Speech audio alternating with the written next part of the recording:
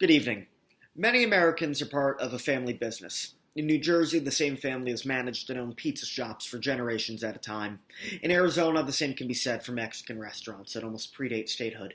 And for Joseph Patrick Kennedy III, politics is the family business.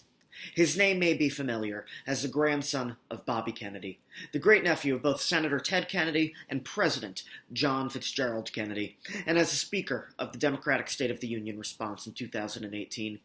But he is so much more than that. He is an individual known for making a name for himself, and he is a unique, refreshing voice in the current American political dialogue. Born decades after his great-uncle's presidency and his grandfather's tenure as Attorney General and as Senator from New York, Representative Kennedy has uniquely made a name for himself in Boston, Massachusetts.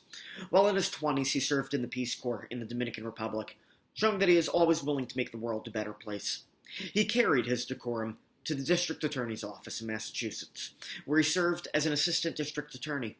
It was at this office that he truly conceptualized and appreciated the American concept of rule of law, which is something that, unfortunately, many do lack in the current American political discourse.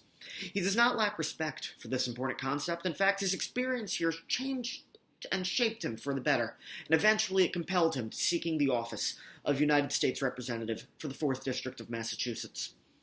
Already, Representative Kennedy has made a name for himself.